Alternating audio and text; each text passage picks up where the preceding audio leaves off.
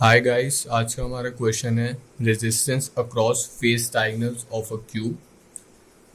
हमने एक ऐसा सिमिलर क्वेश्चन पहले भी किया था, उसमें हमने रेजिस्टेंस अक्रॉस स्पेस डायगोनल्स निकाले थे। स्पेस डायगोनल्स मतलब कि उस वाले क्वेश्चन में एच एंड बी जो स्पेस में डायगोनल्स हैं उसके अक्रॉस रेजिस्टेंस कैलकुलेट हुआ था। इस क्वेश्चन में हमें फेस डायगोनल्स के अक्रॉस रेजिस्टेंस निकालना है। फेस डायगोनल्स जैसे A B F and E cube का एक फेस है, हमें इसके डायगोनल्स जो ई एंड बी हैं इस केस में उसके अक्रॉस रेजिस्टेंस कैलकुलेट करना है। गाइस, लास्ट क्वेश्चंस में और इस क्वेश्चन में हमारी अप्रोच थोड़ी डिफरेंट रहेगी। लास्ट वाले क्वेश्चन में हमने स्पेस डायगोनल के अक्रॉस एक बैटरी लगा ली थी एंड देन हमने केवीएल अप्लाई करके उसको सॉल्व किया था। बट इसमें हम वैसा नहीं करेंगे क्योंकि उससे ये क्वेश्चन ज़्यादा कॉम्प्लिकेटेड हो जाएगा। सो उससे बचने के लिए हम इसका एक इक्विवेलेंट सर्किट बनाएंगे। अब हम उसका इक्विवेलेंट सर्किट कैसे बनाएंगे, मेरे को ई एंड बी के अक्रॉस रेजिस्टेंस कैलकुलेट करना है। तो सबसे पहले मैं स्पेस में ई एंड बी दो पॉइंट्स मार्क कर लूँगा,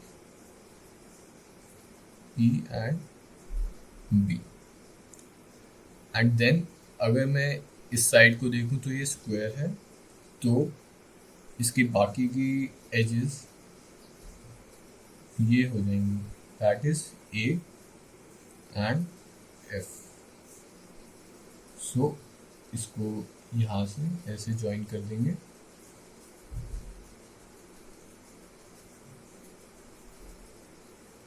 तो ये हमारा क्यूब की एक फेस बन गया। अब गाइज, अगर मैं क्यूब को ऐसे रोटेट कर दूं एंड ऊपर से व्यू करूं तो ऊपर से मेरे को A B F and E side दिखेगी। एंड अगर क्यूब हॉलो हुआ तो हमें उसके पीछे वाली side that is H G C and D visible होगी अगर क्यूब हॉलो हुआ तो अगर मैं इसको टॉप व्यू मान लूँ एंड उसको बैक व्यू बनाने के लिए सिंप्लीफाई करने के लिए मैं यहाँ पे ऐसे एक स्क्वायर जो कि पीछे वाली साइड है वो बन जाएगी। एंड नाउ गाइज, अब हमें इसकी भी नेमिंग करनी है, बट इसकी नेमिंग हमें बहुत ध्यान से करनी पड़ेगी। सो उसकी नेमिंग करने के लिए हम लोग यहाँ चेक करेंगे कि ए के साथ पीछे वाली साइड में सबसे पास किससे ज्वाइन हुई है। सिंस ए के साथ डी ज्वाइन है तो ये वाला पॉइंट डी हो जाएगा एंड हम इसको ऐसे ज्वाइन कर देंगे। ई के साथ हम देख सकते हैं कि हमारे साथ एच बैक फेस में एच ज्वाइन है, सो ये एच होगा एंड हम इसको ऐसे ज्वाइन कर देंगे। देन हमारे पास एफ है, एफ के साथ बैक साइड में जी ज्वाइंट है, सो ये जी हो जाएगा। एंड बी के साथ सी है तो ये पॉइंट सी हो जाएगा। जी एफ एंड बी सी हमने ज्वाइन कर दिया। अब नाउ गाइस, हमें ई एंड बी के अक्रॉस रेजिस्टेंस कैलकुलेट करना है। ई एंड बी के अक्रॉस। अब गाइस, इन सब के अक्रॉस जैसे क्यूब में हमने माना था रेजिस्टेंस है, तो इन ब्रांचेस में भी सब में रेजिस्टेंस होगा। हमने उस रेजिस्टेंस को 1 ओम माना है। स्पेस वाले क्वेश्चन में हमने उसको आर माना था, बट इस क्वेश्चन में हम उसको 1 ओम मान के चल रहे हैं। अब गाइस, अगर हम इस सर्किट को एनालाइज करें, अगर मैं सिर्फ इतने पार्ट को एनालाइज करूं तो ये वाला पार्ट इस वाले पार्ट की मिरर इमेज बन रहा है। मतलब अगर मैं यहाँ पे एक मिरर रखा हो मैंने, so left hand side will be equal to right hand side. And since ये है तो हमने 11th-12th में प्रॉपर्टी पढ़ी थी कि अगर left hand side right hand side circuit equivalent हो तो जो मिडल लाइन जो हमारा जहाँ मिरर प्लेस होता है हम उसके अलोंग जो resistance G F and A D है उनको इग्नोर कर सकते हैं। तो मेरा सर्किट कैसे बन के आ जाएगा, कुछ इस तरह से।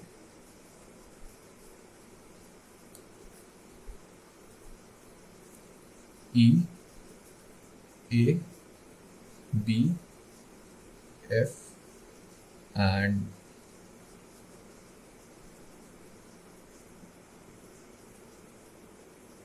H D C and G. Guys मैंने ये और ये वाले रेजिस्टेंस इग्नोर कर दिए हैं, ये रेजिस्टेंस एंड ये रेजिस्टेंस लगे रहेंगे, तो मेरा सर्किट सिंप्लीफाई होके ऐसा बन गया है। अब गाइज मैं इसको फर्दर सिंप्लीफाई कर सकता हूँ। फर्दर सिंप्लीफाई ये कैसे होगा, यहाँ पे आर रेजिस्टेंस है प्लस यहाँ पे आर रेजिस्टेंस है, ए बी के अक्रॉस आर रेजिस्टेंस जिसकी वैल्यू 1 ओम, सिमिलरली इसके अक्रॉस 1 ओम। हर साइड में गाइज, हर एक branch E F B B A E सबके अक्रॉस हमारे पास 1 ओम रेजिस्टेंस है। अब guys 1 ohm and 1 ohm series में है, तो मैं इसको ऐसे लिख सकता हूँ, R plus R that is 2R 1 ohm. R की वैल्यू यहाँ पे 1 है, हम बाद में सब्स्टिट्यूट कर देंगे वैल्यू को।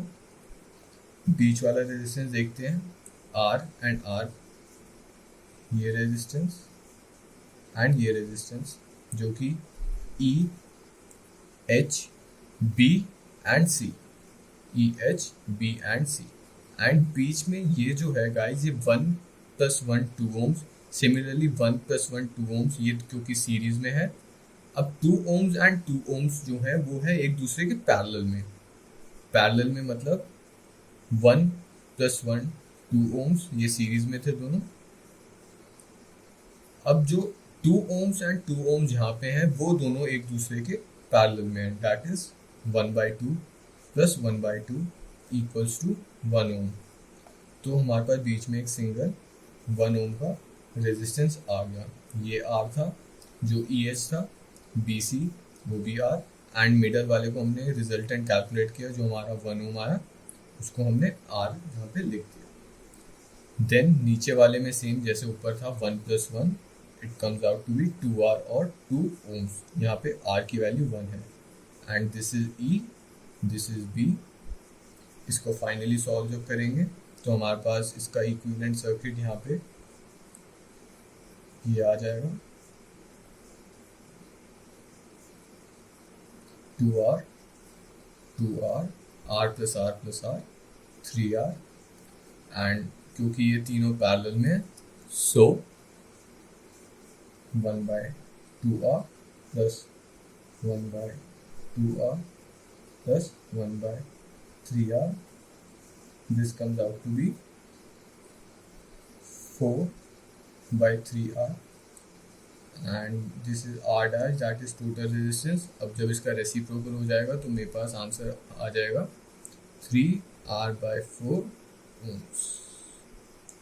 गाइज अगर आपको ये सर्किट समझ आ गया तो बहुत अच्छा है, अगर नहीं तो आप इसको याद रख सकते हैं कि हमेशा हम इसको क्यूब को ऐसे रोटेट कर देंगे एंड देन उसका टॉप व्यू बैक व्यू बना के उसको ज्वाइन करेंगे, एंड देन मिरर फॉर्मूला लगा के इसके मिरर के अलॉन्ग वाले रेजिस्टेंस हट जाएंगे, ये वाले लगे रहेंगे, एंड हम उसको फर्दर सिंप्लीफाई कर सकते हैं। Thank you guys, I hope आपको समझ आया होगा।